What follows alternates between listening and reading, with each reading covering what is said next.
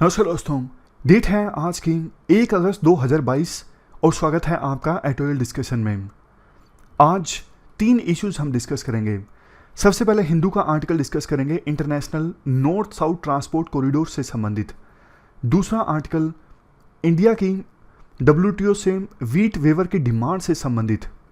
तीसरा article Hindustan times का south Asia से संबंधित। देखो ये जो आर्टिकल है ना, prevention of money laundering act से संबंधित है। इस पर ना सुप्रीम कोर्ट का हाल ही में वर्डिक्ट आया है। तो ये एक ऐसा इशू है जिस पर यूपीएससी इस बार के मेंस में क्वेश्चन पूछ सकती है। वैसे भी सरकार पर काफ़ी आरोप लग रहे हैं कि सरकार ईडी का गलत इस्तेमाल कर रही है अपोजिशन लीडर्स को दबाने के लिए, अपोजिशन को ख़त्म करने के लिए। तो इस आर्टिकल में कुछ पॉइंट्स हैं, एक और मतलब 2-3 आर्टिकल पढ़ने पड़ेंगे, उसके बाद कल या परसों में ये इशू हम डिस्कस करेंगे। सुप्रीम कोर्ट का जो अभी वर्डिक्ट आया है prevention of money laundering act से संबंधित। डिस्कशन स्टार्ट करें उससे पहले देखो एथिक्स का एक एग्जांपल हम डिस्कस करते हैं डेली। तो कभी कभी इस प्रकार से ना डायग्राम्स की सहायता से छोटा मोटा एथिक्स का कंसेप्ट भी देख सकते हैं। वैल्यूज़ 2 प्रकार की होती हैं, core values, peripheral values. Core values देखो जो हर जगह सेम रहती हैं, चाहे इंडिया हो, यूएस हो, ऑस्ट्रेलिया हो। कुछ वैल्यूज़ तो हर रीजन में हर समय एग्जिस्ट करती हैं, जैसे लव है, ट्रूथ है, फ्रीडम है। कोई भी हो, हर कोई इन वैल्यूज़ को चाहता है। ये जो चीज़ें हैं ना, हर किसी के लिए वैल्यूएबल हैं। समय के हिसाब से और रीजन के हिसाब से ये चेंज नहीं होती। बट कुछ वैल्यूज़ ऐसी हैं जो अलग अलग कल्चर्स में आपको अलग मिलेंगी, समय के हिसाब से चेंज हो जाती हैं। पोलाइटनेस की बात कीजिए, जैसे देखो हरियाणा के लोगों की जो बोली है ना, आपको थोड़ी ऐसे लगे कि वो रूडली बात करते हैं, लेकिन असल में ऐसा है नहीं। मतलब उनका बोलने का ढंग ऐसा है। अदरवाइज दिल के बहुत साफ होते हैं हरियाणा के लोग, लेकिन भाषा से ऐसा लगेगा कि जैसे वो रूडली बात कर रहे हैं। मतलब आपको लगेगा कि वो ऐसे कैसे मेरे से बात कर रहे हैं, जबकि वो उनका नॉर्मल बोलने का तरीका है। वो अपने हिसाब से पोलाइटली बोल रहे हैं, समझ गए। तो पोलाइटनेस जो है हर जगह आपको सेम नहीं मिलेगी। पॉलिटिकल वैल्यूज़ भी समय के हिसाब से चेंज होती रहती हैं। जैसे डेमोक्रेसी तो देखो अभी आई है, उससे पहले तो देखो मोनार्की हुआ करती थी। लोग किंग के रूल में विश्वास किया करते थे कि किंग का रूल जो है वो नॉर्मल है। राजा भी बोला करते थे, डिवाइन थ्योरी थी कि भगवान ने हमें बोला है आपके ऊपर राज करने के लिए, आपको हमारा रूल मानना है। अगर आप हमारी डिसरिस्पेक्ट करते हो तो मतलब भगवान की डिसरिस्पेक्ट कर रहे हो। तो ये सब चीज़ें पहले मानी जाती थी। आज के समय में देखो डेमोक्रेसी का चलन ज़्यादा है। हो सकता है कि 100 साल बाद कुछ और सिस्टम आ जाए, समझ गए। आगे बढ़े उससे पहले एक और छोटी सी इंफॉर्मेशन। ये देखो ओनली आईएएस का PSIR का चैनल है, PSIR ओनली आईएएस। ये जिनका PSIR ऑप्शनल है ना, वो इस चैनल को जरूर ज्वाइन कर लें। फ्यूचर में इस चैनल पे PSIR से संबंधित काफ़ी अच्छी वीडियोस आएंगी। तो ये चैनल आप PSIR वाले जरूर ज्वाइन कर लीजिएगा। डिस्क्रिप्शन बॉक्स में मैं लिंक भी डाल दूंगा। अब चलिए डिस्कशन स्टार्ट करते हैं। First important article international North South Transport corridor से संबंधित है। आप GS पेपर सेकंड के इस टॉपिक से आर्टिकल को रिलेट कर सकते हो। देखो आर्टिकल में शुरुआत में ना 2 कंटेनर्स की मूवमेंट के बारे में बताया जाता है। 2 40 फीट के कंटेनर्स जिसमें वुड लेमिनेट सीट्स थी। ये कंटेनर्स ना रशिया के एस्ट्राखान पोर्ट से चले। ये रशिया का पोर्ट है एस्ट्राखान।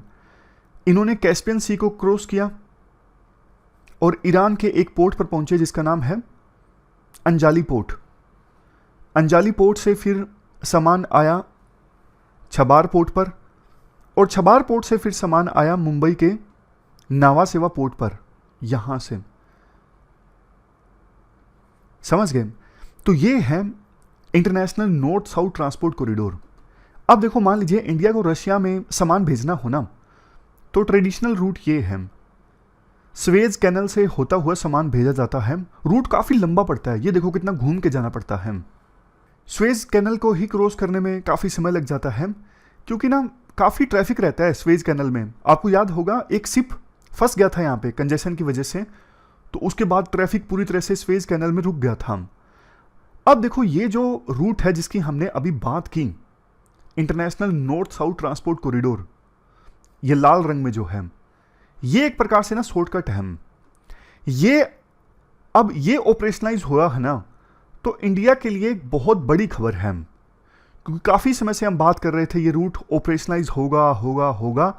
अब जाके 2 कंटेनर्स आए हैं, तो ये अपने आप में ना बड़ी न्यूज़ है। इस पर मीडिया में ना ज़्यादा चर्चा नहीं हुई है। राइटर के अनुसार, राइटर कहते हैं ये जो जर्नी थी ना 2 कंटेनर्स की, ये सिग्नल देती है कि international North South Transport corridor अब लॉन्च हो चुका है। ये 7200 किलोमीटर का मल्टी मॉडल ट्रांसपोर्ट कॉरिडोर है। इसमें रोड कनेक्टिविटी है, रेल कनेक्टिविटी है और मैरीटाइम कनेक्टिविटी भी है। जैसे मतलब कभी तो सामान जाएगा रेल के थ्रू इस पूरे रूट में, कभी रोड के थ्रू जाएगा, कभी शिप्स के थ्रू भी जाएगा। तो मल्टी मॉडल ट्रांसपोर्ट कॉरिडोर है ये, जो रशिया को इंडिया से लिंक करता है वाया सेंट्रल एशिया और ईरान। अब चूंकि देखो Eurasian free trade agreement sign हो चुका है, तो ये जो ट्रांसपोर्ट कॉरिडोर है ना और भी ज्यादा इंपॉर्टेंट साबित होगा। यूरेशियन फ्री ट्रेड एग्रीमेंट क्या है? ये एग्रीमेंट देखो सिंगल मार्केट इस्टेब्लिश करने के लिए हुआ विभिन्न यूरेशियन कंट्रीज के बीच में, जैसे Armenia, Belarus, Kazakhstan, Kyrgyzstan, Russia. तो इन देशों ने मिलकर सिंगल मार्केट बनाई है ताकि आसानी से ट्रेड हो सके इन देशों के बीच में। तो इस फ्री ट्रेड एरिया जोन के इस्टेब्लिश होने के बाद international North South Transport corridor के जो इंपॉर्टेंस है वो और भी ज़्यादा बढ़ गई है। देखो, जब यूक्रेन रशिया वार को लेके इंडिया ने रशिया को क्रिटिसाइज नहीं किया था ना, तो अनेकों तर्क दिए गए थे। जैसे शायद इंडिया की रशिया के ऊपर मिलिट्री डिपेंडेंस है, हथियार हम परचेज कर रहे हैं, इसलिए हम रशिया को क्रिटिसाइज नहीं कर रहे हैं। कुछ लोगों ने यह भी कहा कि हमें रशिया से ऑयल चाहिए, गैस चाहिए, इसलिए हम रशिया को क्रिटिसाइज नहीं कर रहे हैं। लेकिन इस एंगल पर किसी ने ध्यान नहीं दिया कि international North South Transport corridor पर इंडिया ने काफ़ी इन्वेस्ट किया है। इसमें 2 देशों से इंडिया की कनेक्टिविटी अच्छी होती है, ईरान, सेंट्रल एशिया, रशिया, मतलब वो 2 देश ईरान और रशिया, दोनों के ऊपर वेस्टर्न कंट्रीज ने सैंक्शंस लगाए हुए हैं। तो ये भी एक रीजन रहा जिसकी वजह से इंडिया ने रशिया को क्रिटिसाइज नहीं किया डायरेक्टली यूक्रेन वार को लेके। अगर इसके इतिहास की हम बात करें ना, इंडिया, ईरान और रशिया के बीच में ट्राइलेटरल एग्रीमेंट साइन हुआ 2000 में international North South Transport corridor को लेके। उस समय ना एक कॉन्फ्रेंस आयोजित हुई थी, euro Asian conference on transport, तब जाके ये एग्रीमेंट साइन हुआ था। अब इसके बाद Kazakhstan, Belarus, Oman, Tajikistan, Azerbaijan, Armenia, Syria, इन देशों ने भी ना इंस्ट्रूमेंट ऑफ एक्सेशन साइन किया International North South Transport Corridor का मेंबर बनने के लिए। एक बार अगर देखो ये कॉरिडोर फुली ऑपरेशनल हो गया तो इंडिया से रशिया में सामान भेजा जाता है ना, भेजने की जो फ्रीट कॉस्ट है सामान भेजने की, वो 30% तक कम हो जाएगी और टाइम जो है वो 40% तक कम हो जाएगा। ये जो अभी हमने रूट कंपेयर किया था ना, ये अभी का रूट है नीले रंग वाला, लाल रंग वाला वो रूट है जो अभी धीरे धीरे ऑपरेशनल हो रहा है, international North South Transport corridor. तो कॉस्ट कम हो जाएगी 30%, जर्नी का जो टाइम है वो कम हो जाएगा 40%। वैसे देखो इंडिया ने छबार पोर्ट में भी काफ़ी इन्वेस्ट किया है। छबार से जाहिडान की रेलवे लाइन 500 किलोमीटर की इंडिया ने बनवाई है। ये तो तालिबान का रूल आ गया, अदरवाइज ये जो रूट है ना इंडिया से अफगानिस्तान में सामान भेजने का, ये ठीक ठाक चल रहा था। मतलब यूँ भी नहीं कहें कि ग्रेट सक्सेस था, लेकिन ठीक ठाक इंडिया सामान यहाँ से भेज देता था। बट अब तालिबान का रूल आ गया, तालिबान के साथ इंडिया एंगेज करने की कोशिश तो कर रहा है, लेकिन अनसर्टेनिटी काफ़ी ज़्यादा है। वैसे देखो हाल ही में एक खबर ये भी आई कि तालिबान अब इस छबार पोर्ट वाले प्रोजेक्ट को सपोर्ट करेगा, तो इंडिया के लिए भी एक राहत की सांस है। इंडिया पोर्ट्स ग्लोबल लिमिटेड एक जॉइंट वेंचर है, Jawaharlal Nehru port trust JNPT और Kandla port trust, JNPT Maharashtra में है और कांडला पोर्ट ट्रस्ट गुजरात में है। दोनों पोर्ट ट्रस्ट की एक जॉइंट वेंचर है इंडिया पोर्ट्स ग्लोबल लिमिटेड। ये जॉइंट वेंचर ईरान के एरिया बनादर पोर्ट के साथ में पोर्ट डेवलप करेंगी। ये देखो छबार पोर्ट का ही पार्ट है एरिया बनादर पोर्ट। और इंडियन रेलवे कंस्ट्रक्शन लिमिटेड ये जो है ये यहाँ पर रेलवे लाइन कंस्ट्रक्शन में कंट्रीब्यूट करेंगी। छबार पोर्ट के साथ एक स्पेशल इकोनॉमिक जोन भी इस्टेब्लिश किया जा रहा है। इंडियन कंपनीज यहाँ पर उनके पास अपॉर्चुनिटी होगी कि इंडस्ट्रीज वो इस्टाब्लिश कर सकती हैं, इंडियन कंपनीज, जो छबार पोर्ट के साथ में स्पेशल इकोनॉमिक जोन इस्टाब्लिश होगा ईरान में। जैसे देखो नाल्को एक कंपनी है एल्यूमिनियम की, नेशनल एल्यूमिनियम कंपनी लिमिटेड। ये नाल्को कंपनी यहाँ पे एल्यूमिनियम स्मेल्टर इस्टाब्लिश करेगी और इसके लिए स्पेशल इकोनॉमिक जोन इस्टाब्लिश करने के लिए छबार पोर्ट के आसपास इंडिया लाइन ऑफ क्रेडिट भी देगा ईरान को एक्जिम बैंक के थ्रू।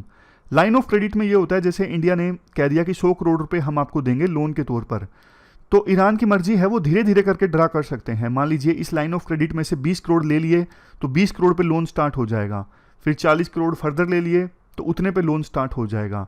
लोन में तो सीधा ये होता है कि एक ही बार में डिसबर्समेंट हो जाती है, लेकिन लाइन ऑफ क्रेडिट में स्पेशल पर्पज के लिए डिसबर्समेंट होती है और धीरे धीरे करके भी बोरोअर जो है वो फंड्स ड्रा कर सकता है, जितने ड्रा करेगा उसी पे लोन लगेगा। और स्पेशल पर्पज के लिए होता है ये line of credit, for example defence purposes के लिए, इस केस में स्पेशल इकोनॉमिक जोन के लिए। तो इस प्रकार से देखो ईरान में छबार पोर्ट के आसपास, ये छबार पोर्ट है ना, इसके आसपास स्पेशल इकोनॉमिक जोन इस्टेब्लिश करने में इंडिया मदद करेगा ना, तो फॉरेन सॉइल पर यानी विदेशी धरती पर इंडिया के जो इंफ्रास्ट्रक्चर एम्बिशंस है ना उनको भी बल मिलेगा। मतलब हमेशा से इंडिया चाहता है कि चाइना की तरह हम भी दूसरे देशों की धरती पर जाके बड़े बड़े इंफ्रास्ट्रक्चर के प्रोजेक्ट्स इस्टेब्लिश करें, हमारी कंपनीज दूसरे देशों में जाके इन्वेस्ट करें, तो इंडिया के वो एम्बिशंस पूरे होंगे, शुरुआत होगी आप यूं कह सकते हो। अब देखो एक और चीज़, जो ये इंटरनेशनल नॉर्थ ट्रांसपोर्ट कॉरिडोर है ना, इंडिया के काफ़ी पर्पजेस सर्व करता है। एक तो हम पाकिस्तान को बाईपास कर सकते हैं, अफगानिस्तान में जाना है तो पाकिस्तान से होके जाने की आवश्यकता नहीं पड़ेगी। अभी अफगानिस्तान में ना काफ़ी ज़्यादा हंगर आ गई है तालिबान के आने के बाद, भूखमरी, तो इंडिया ने पाकिस्तान से होते हुए वीट भेजा। तो इंडिया के जो अधिकारी हैं ना उन्होंने आरोप ये लगाया कि पाकिस्तान जो है हमारे वीट को चुरा लेता है, पूरा पहुंचने नहीं देता अफगानिस्तान में। तो इंडिया नहीं चाहता कि इंडिया का जो अनाज है या फिर कोई भी मदद है, व्यापार है, वो पाकिस्तान के थ्रू हो। पाकिस्तान को अगर बाईपास करना चाहते हैं तो ये ट्रांसपोर्ट कॉरिडोर काफ़ी अहम है। दूसरा, चाइना का belt and road initiative project है, पाकिस्तान के ग्वादार पोर्ट से होके हुए वो चाइना में जाता है, तो उसके पैरेलल ये चलेगा इंटरनेशनल नॉर्थ ट्रांसपोर्ट कॉरिडोर। तो चाइना के बेल्ट एंड रोड इनिशिएटिव का भी मुकाबला कर सकेगा इस रीजन में, समझ गए। अब एक और चीज़, हाल ही में ना क्वाड का समिट ऑर्गेनाइज हुआ था। क्वाड के समिट में तो कौन कौन से देश हैं? Australia, US, Japan, India. अब देखो यूएस तो रशिया के सख्त खिलाफ है, ईरान के भी खिलाफ है, तो एक तरफ तो इंडिया क्वाड में बढ़ चढ़ के भाग ले रहा है, दूसरी तरफ यूएसए के जो दुश्मन देश हैं ईरान, रशिया, उनके साथ कोऑपरेट कर रहा है कनेक्टिविटी को लेके। तो इस चीज़ को लेके ना फिर राइटर ये कहते हैं इंडिया देखो कंफ्यूज नहीं है।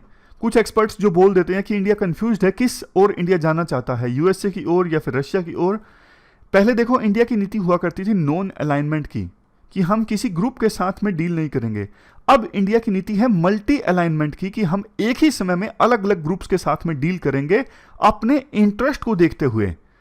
तो यही एक रीजन है कि इंडिया एक तरफ क्वाड में पार्टिसिपेट कर रहा है, I2U2 में पार्टिसिपेट कर रहा है। I2U2 बताइए क्या है?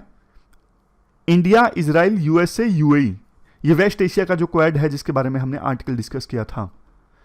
4 देश एक साथ आ रहे हैं ना वेस्ट एशिया में अपने इंटरेस्ट को सर्व करने के लिए। तो इंडिया ईरान के जो दुश्मन ग्रुप है वेस्ट एशिया में उसके साथ भी कोऑपरेट कर रहा है, ईरान के साथ भी कोऑपरेट कर रहा है। तो इस रणनीति को आप कहोगे मल्टी अलाइनमेंट, मतलब एक ही समय में हम अलग अलग ग्रुप्स के साथ में डील कर रहे हैं ताकि अपने इंटरेस्ट को प्रोटेक्ट कर सकें। तो ये पूरा आर्टिकल हमने डिस्कस किया, चलते हैं आगे। इसके बाद नेक्स्ट आर्टिकल WTO से इंडिया को वीट वेवर मिलने से संबंधित है। आप GS पेपर 3 के इस टॉपिक से आर्टिकल को रिलेट कर सकते हो। क्या कंटेक्स्ट है? देखो जैसे इंडिया अब किसानों से उनकी फसलों को परचेज करता है ना MSP पर, बाद में उसको स्टोर करके रखता है FCI के गोडाउन्स में, तो WTO कहता है ये जो चीज़ है ना ये WTO के रूल्स के अगेंस्ट है, क्योंकि आप एक प्रकार से ना किसानों को सब्सिडी दे रहे हो उनकी फसलों को मार्केट से ज़्यादा रेट पर परचेज करके। अब कई सालों से ना इस इशू पर विवाद चल रहा है। इंडिया कहता है ये देखो ज़रूरी है, एक तो किसानों को इनकम सपोर्ट प्रोवाइड करने के लिए, दूसरा, देश में फूड सिक्योरिटी सुनिश्चित करने के लिए भी ये जरूरी है। वैसे तो डब्ल्यूटीओ ने इस इशू पर इंडिया के अगेंस्ट कोई कार्रवाई नहीं की है, कोई एक्शन नहीं लिया है। अभी टेम्परेरी रिलीफ इंडिया को मिली हुई है, बट इंडिया चाहता है इस इशू का ना कोई परमानेंट सॉल्यूशन निकले। ऐसा नहीं कि हर 2-3 साल बाद डब्ल्यूटीओ फिर से इंडिया को बोलने लगे कि आप जो किसानों से फूड ग्रेन्स परचेज कर रहे हो एमएसपी पर, ये डब्ल्यूटीओ के रूल्स के अगेंस्ट हैं। जो टेम्परेरी रिलीफ अभी इंडिया को मिली हुई है ना, इसे कहा जाता है पीस क्लाज, कि मतलब जब तक कि कोई परमानेंट सॉल्यूशन नहीं निकल जाता तब तक तो इंडिया परचेज करता रहे किसानों से और स्टोर करता रहे, कोई दिक्कत नहीं है। लेकिन इंडिया चाहता है ये पीस क्लास दूर हो ना, परमानेंट सॉल्यूशन इस इश्यू का निकले। जून में जनेवा में डब्ल्यूटीओ की मिनिस्ट्रियल मीटिंग आयोजित हुई थी ना, इसमें फाइनली फिर जो जॉइंट स्टेटमेंट जारी की गई थी, जॉइंट स्टेटमेंट मतलब फाइनल स्टेटमेंट जो जारी की गई थी, उसका पैराग्राफ नंबर 10 ये बोलता है, we recognise that adequate food stocks can contribute to realization of members' domestic food security objectives and encourage members with available surplus stocks to release them on international market consistently with WTO rules। इसका मतलब देखो ये है, final statement में ये recognise किया गया कि हम इस बात को रिकॉग्नाइज करते हैं कि विभिन्न मेंबर स्टेट्स के पास एडिक्वेट फूड स्टॉक्स होने चाहिए ताकि उस देश में फूड सिक्योरिटी को सुनिश्चित किया जा सके। इस चीज़ में कोई दिक्कत नहीं है, मतलब इंडिया फूड ग्रेन स्टोर करके रखता है, इस चीज़ में कोई दिक्कत नहीं है। और दूसरी बात ये बोली गई, जो विभिन्न देशों के पास में सरप्लस स्टॉक है ना, जरूरत से ज़्यादा अगर फूड ग्रेन है तो उसे रिलीज किया जाए इंटरनेशनल मार्केट में डब्ल्यूटीओ के रूल्स के अकॉर्डिंग। अब देखो इस स्टेटमेंट से तो ऐसा लगता है कि जैसे डब्ल्यूटीओ की इस मिनिस्ट्रियल मीटिंग में इंडिया को थोड़ी सी रिलीफ दी गई, राहत दी गई। लेकिन अगर हम स्टेटमेंट को केयरफुली पढ़ेंगे ना तो हमें यह पता लगेगा इस स्टेटमेंट में सिर्फ फूड ग्रेन को स्टोर करने की बात को रिकॉग्नाइज किया गया है, लेकिन किस रेट पर इंडिया अपने फसलों, किसानों से उनकी फसलों को प्रोक्योर करता है, उस चीज को लेके कोई कमेंट नहीं किया गया है। यहां पे देखिए राइटर यही बोलते हैं, रियल इशू ये नहीं है कि एडिक्वेट फूड स्टॉक को मेंटेन करना, रियल इशू ये है जो इनकम सपोर्ट सरकार किसानों को देती है ना उनकी फसलों को एमएसपी पर परचेज करके, ये डब्ल्यूटीओ के हिसाब से ना ट्रेड को डिस्टोर्ट करने वाली सब्सिडी है। अगर आप किसानों को फायदा पहुंचाना ही चाहते हो ना, ग्रीन सब्सिडी दे दो, जैसे एग्रीकल्चर में R&D के लिए। अब ध्यान देने वाली बात यह है, जनेवा में जून में मिनिस्ट्रियल कॉन्फ्रेंस आयोजित हुई ना, उसमें किसानों को दिए जाने वाले इस प्रकार के प्राइस सपोर्ट के बारे में कुछ भी नहीं बोला गया। तो इसलिए खुश होने की आवश्यकता नहीं है कि हाँ मिनिस्ट्रियल मीटिंग में इंडिया के कंसर्न्स को एड्रेस किया गया, नहीं। परमानेंट सॉल्यूशन कब निकलेगा इस इशू पर अभी भी कुछ नहीं पता। हालांकि इंडिया ने ना एक नई डायमेंशन ऐड कर दी इस इशू में। इंडिया ने डब्ल्यूटीओ से ये इंसिस्ट किया कि देखो जो हमने फूड ग्रेन स्टोर करके रखे हैं ना किसानों से उनकी फसलों को एमएसपी पर प्रोक्योर करके, उनसे ही हमें कुछ फूड ग्रेन को दूसरे देशों में एक्सपोर्ट करने की इजाजत दी जाए। इंडिया ने यह मांग की डब्ल्यूटीओ से। G20 की मीटिंग में इंडोनेशिया में हमारी जो फाइनेंस मिनिस्टर है ना निर्मला सीतारमन, इन्होंने भी इसी मांग को दोहराया था। क्योंकि देखो रशिया यूक्रेन वार के कारण फूड क्राइसिस है बहुत सारे देशों में, तो शायद इंडिया इस मौके को भुनाना चाहता था, इस अपॉर्चुनिटी को यूटिलाइज करना चाहता था, तभी तो डब्ल्यूटीओ से मांग की कि हमारे पास फूड ग्रेन स्टोर है, वहां से हमें इजाजत दी जाए कि हम दूसरे देशों में एक्सपोर्ट कर सकें। डब्ल्यूटीओ ने कहा देखो ये तो गलत है, आपने सब्सिडाइज्ड प्राइसेस पर फूड ग्रेन्स किसानों से प्रोक्योर किए हैं, तो अब आप उन्हीं फूड ग्रेन्स को दूसरे देशों को बेचोगे तो ये तो गलत है ना। इससे आपको तो एडवांटेज मिल गया as comparison to other countries जिन्होंने अपने किसानों से सब्सिडाइज्ड प्राइसेस पर फूड ग्रेन्स को प्रोक्योर नहीं किया है।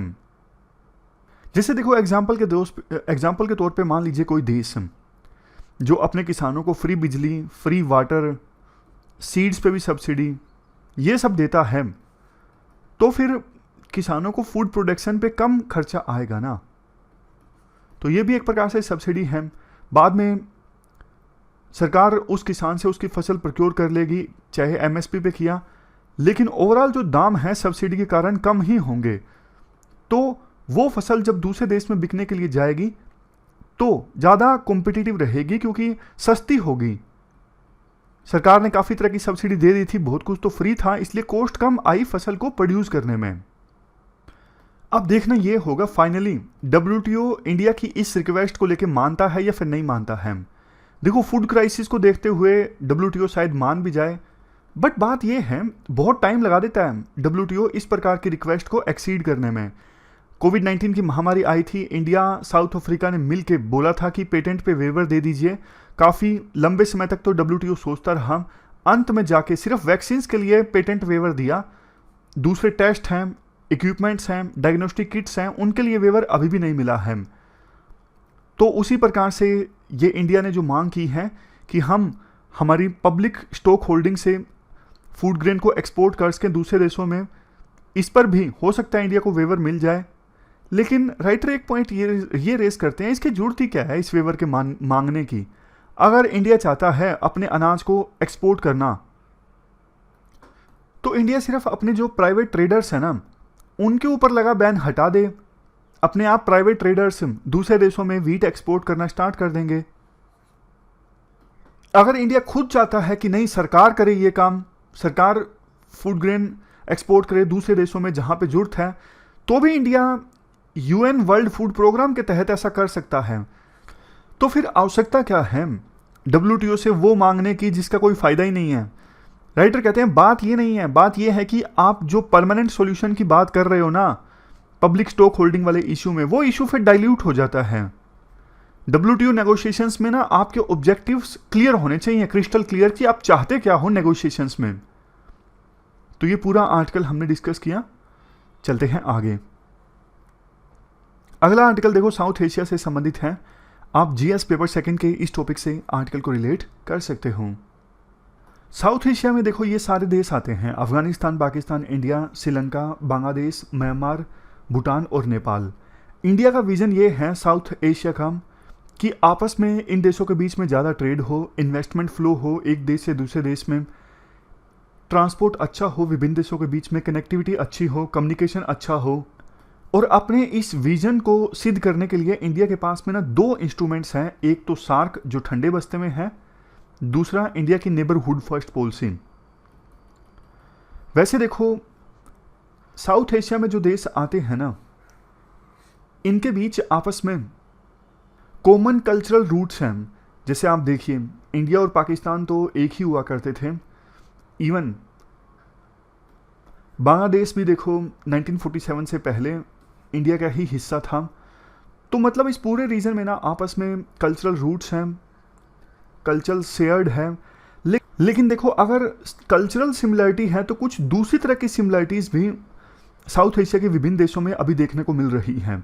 ज़्यादातर देशों में महंगाई काफ़ी ज़्यादा है, पॉलिटिकल और इकोनॉमिक इंस्टेबिलिटी से जूझ रहे हैं विभिन्न देश, जैसे श्रीलंका में देख लीजिए, पाकिस्तान में देख लीजिए, अफगानिस्तान में देख लीजिए।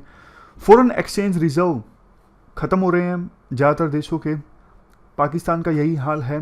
अफगानिस्तान के ऊपर तो जब से तालिबान सत्ता में आया है सैंक्शंस लगे हुए हैं। श्रीलंका का तो हाल बुरा है और डोमेस्टिक अनरेस्ट भी है, मतलब इंस्टेबिलिटी है। तो देखो सिचुएशन जो है साउथ एशिया की अच्छी नहीं है और पूरे वर्ल्ड की ऑलमोस्ट 25% जो पॉपुलेशन है ना साउथ एशिया में रहती है। तो इंडिया को अब लीड करना चाहिए इस रीजन में ना स्टेबिलिटी इस्टेब्लिश करने के लिए, चाहे वो पॉलिटिकल स्टेबिलिटी हो, इकोनॉमिक स्टेबिलिटी हो। इसके लिए सरकार काफ़ी कुछ कर भी रही है। देखो इंडिया की जो नेबरहुड फर्स्ट पॉलिसी है ना इसका एसेंस है वासुदेव कुटुंबकम, यानी पूरी वर्ल्ड जो है वो एक फैमिली है। और इसी थीम पर चलते हुए इंडिया ने इस साल अपने आस पड़ोस के देशों के लिए, अफ्रीकन और लैटिन अमेरिकन कंट्रीज़ के लिए डेवलपमेंट असिस्टेंस कितनी एलोकेट की है, 62,920 मिलियन रुपीज़। वैक्सीन डिप्लोमेसी के तहत हमने देखा कि हमने अपने आस पड़ोस के देशों को वैक्सीन पहुंचाई, उस समय कोई नहीं पहुंचा रहा था। वो बात अलग है, देखो हमारे देश में भी एकदम से सेकंड वेव काफ़ी इंटेंसली आ गई थी, तब हमें कुछ देर के लिए वैक्सीन की जो सप्लाई है वो रोकनी पड़ी थी क्योंकि सरकार को काफ़ी क्रिटिसिज्म झेलना पड़ रहा था डोमेस्टिकली। लेकिन देखो बावजूद इसके अभी साउथ एशिया ना बहुत ही कम इंटीग्रेटेड रीजन है। आप दूसरे रीजन्स का एग्जांपल लीजिए, साउथ ईस्ट एशिया देखो कितना इंटीग्रेटेड है, मतलब हर प्रकार से इंटीग्रेशन की मैं बात कर रहा हूँ, इकोनॉमिकली, पॉलिटिकली, ट्रेड के हिसाब से देख लीजिए। लेकिन आप इंडिया में देखिए, इंडिया और पाकिस्तान के बॉर्डर के बीच में फेंसिंग है, इंडिया बांग्लादेश बॉर्डर के बीच में फेंसिंग है, ट्रांसपोर्ट तो बहुत ही ज़्यादा पुअर है, ट्रेड भी नाम मात्र का होता है कुछ कुछ देशों के बीच में, जैसे इंडिया बांग्लादेश के बीच में ट्रेड ठीक ठाक है, इंडिया पाकिस्तान के बीच में बिल्कुल भी नहीं है। तो कुछ चैलेंजेस जो हैं उनको आप देख लीजिए। लो इंटर रीजनल ट्रेड है साउथ एशिया के विभिन्न देशों के बीच में। रीजन में टोटल वर्ल्ड में जितना ट्रेड होता है ना, रीजन में उस ट्रेड का 5% भी नहीं होता। एक अनुमान के अनुसार जितना पोटेंशियल है ना इंटर रीजनल ट्रेड का, उसका सिर्फ अभी 1/3 होता है साउथ एशिया के विभिन्न देशों के बीच में। साउथ एशिया में ना एक्सटर्नल इन्फ्लुएंस काफ़ी ज़्यादा है, जैसे चाइना का भी इन्फ्लुएंस देख लीजिए पाकिस्तान के ऊपर, नेपाल के ऊपर देख लीजिए, श्रीलंका के ऊपर था ये हाल हुआ। चाइना से पहले पाकिस्तान में यूएसए का इन्फ्लुएंस काफ़ी हुआ करता था। तो एक्सटर्नल इन्फ्लुएंस की वजह से ये रीजन ना कभी इंटीग्रेट हो नहीं पाया जितना कि होना चाहिए था। नेक्स्ट चैलेंज है टेरिटोरियल इश्यूज। टेरिटोरियल इश्यूज बहुत हैं, इंडिया पाकिस्तान के बीच में बॉर्डर डिस्प्यूट है, बांग्लादेश इंडिया के बीच में है, इंडिया नेपाल के बीच में है। Next, insufficient management of global supply chains. देखो साउथ एशिया के कंट्रीज की ना प्रोडक्टिविटी काफ़ी कम है, मतलब फैक्ट्रीज में जो आउटपुट निकलती है ना काफ़ी लो निकलती है, मशीन्स पुरानी हैं, इनएफिशिएंट ऑपरेशंस हैं। इस वजह से साउथ एशिया ना अपने आप को ग्लोबल सप्लाई चेन से भी इंटीग्रेट नहीं कर पाया है। ग्लोबल सप्लाई चेन से इंटीग्रेशन का मतलब ये है, जैसे मान लीजिए कॉटन प्रोड्यूस हो पाकिस्तान में, उसके बाद प्राइमरी प्रोसेसिंग हो इंडिया में, उसके बाद जाए नेपाल में, ऐसे ऐसे जो वैल्यू चेन्स होती है ना, किसी देश में माल प्रोड्यूस हुआ, उसके बाद प्राइमरी प्रोसेसिंग हुई, रॉ मटेरियल कहीं और से इंपोर्ट हुआ, हब कहीं और है। इस प्रकार की ग्लोबल सप्लाई चेन्स में साउथ एशिया इंटीग्रेटेड नहीं है अच्छे से। इसके बाद क्वेश्चन ये उठता है कि इंडिया कर क्या सकता है। इंडिया देखो बहुत कुछ कर सकता है। रीजनल ट्रेड को बूस्ट करने में इंडिया लीडरशिप रोल प्ले कर सकता है, जैसे रीजनल ट्रेड, कनेक्टिविटी, इन्वेस्टमेंट, इनका फ़ायदा उठाते हुए इंडिया जो एक एग्रीमेंट है ना SAFTA, south Asian free trade agreement, इसको मजबूत बनाने का काम कर सकता है। हालांकि देखो सिर्फ बातें हैं, अगर इतना आसान होता तो इंडिया अभी तक कर नहीं देता। नेक्स्ट है प्रोवाइडिंग इकोलॉजिकल ब्लूप्रिंट। जैसे देखो इंडिया में इकोनॉमी के साथ साथ बायोडाइवर्सिटी पर काफ़ी फोकस होता है, इकोलॉजी पे काफ़ी फोकस होता है। क्लाइमेट क्राइसिस को एड्रेस करने के लिए इंडिया ने कमिटमेंट की है कि 2070 आते आते हम नेट जीरो कार्बन स्टेटस को अचीव कर लेंगे। तो इंडिया के जो पड़ोसी देश हैं ना, वो भी इंडिया से सीख सकते हैं काफ़ी कुछ। गवर्नेंस और सस्टेनेबल डेवलपमेंट के बीच में देखो एक गहरा नाता है, इसे साउथ एशियन कंट्रीज़ को सीखना होगा। मुझे इस बात पे हैरानी हो रही है, हमारे जो राइटर्स हैं ना वो तो दिन रात बोलते रहते हैं सरकार को कि सरकार इन्वायरमेंट को लेके सीरियस नहीं है, इन्वायरमेंट लॉज को काफ़ी लूज़ कर रही है, कंट्रोल काफ़ी लूज़ हो रहा है। लेकिन आज इस आर्टिकल में राइटर ये वकालत कर रहे हैं कि साउथ एशियन कंट्रीज़ को इंडिया से सीखना चाहिए। Next point, highlight the need of food security. Regional food security एक ऐसा एरिया है जिसके संदर्भ में साउथ एशियन कंट्रीज इंडिया से काफ़ी कुछ सीख सकते हैं। हाल ही में इंडिया ने अफगानिस्तान की मदद की थी फूड सिक्योरिटी के मामले में, 50,000 टन जो है वो वीट भेजा था। सार्क फूड बैंक, इसकी कैपेसिटी को इंक्रीज़ किया जा सकता है। अभी देखो इसकी कैपेसिटी जो है वो 5 लाख मैट्रिक टन से कम है, तो इसकी कैपेसिटी को इंक्रीज़ किया जा सकता है ताकि समय पड़ने पर हमारे पड़ोसी देश जो हैं इस फूड बैंक से मदद ले सकें। नेक्स्ट, प्रमोटिंग सब रीजनल इनिशिएटिव्स। सब रीजनल इनिशिएटिव्स जैसे देखो BBIN है, साउथ एशिया के अंदर ही, पूरे देश नहीं है, 4 देश हैं, बांग्लादेश, भूटान, इंडिया, नेपाल। उसी प्रकार से बिम्स्टेक है, बिम्स्टेक में म्यांमार, थाईलैंड, ये और 2 और देश हैं जो साउथ ईस्ट एशिया में आते हैं। तो इस प्रकार के सब रीजनल इनिशिएटिव्स में भी इंडिया लीड ले सकता है कि सारे के सारे साउथ एशियन कंट्रीज ना आए, लेकिन 3-4 आ जाएं, 5 आ जाएं, 2 आ जाएं। ये इनिशिएटिव्स भी नहीं है साउथ एशिया रीजन में, लेकिन ये होने चाहिए। Next, India South Asia as a region की आवाज़ इंटरनेशनल फोरम्स में उठा सकता है। अंत में राइटर कहते हैं देखो, डोमेस्टिक सेंटिमेंट्स को ना South Asia as a region से इंडिया को अलग करना होगा। जैसे पाकिस्तान के साथ रिश्ते सुधारने की बात होती है या फिर सार्क के समिट की बात होती है, तो इसमें ना डोमेस्टिक सेंटिमेंट्स बीच में आ जाते हैं कि भारत के प्रधानमंत्री पाकिस्तान के प्रधानमंत्री के साथ कैसे मंच शेयर कर सकते हैं। अगर दोनों चीज़ें अलग हो जाती हैं ना, तो साउथ एशिया आगे बढ़ेगा, इससे इंडिया को ही फायदा होगा, ऐसे राइटर की सोच है। तो डोमेस्टिक सेंटिमेंट्स को अलग करके रखिए इस रीजन के इंटरेस्ट से। अगर कल को पाकिस्तान के साथ बातचीत होती भी है तो इस पर पॉलिटिक्स ना हो कि हाँ पाकिस्तान से क्यों बातचीत हो रही है। अगर वो बातचीत होती है तो सार्क का समिट रेगुलर होगा तो ये रीजन इंटीग्रेट होगा, जिससे फायदा किसको होगा? इंडिया को।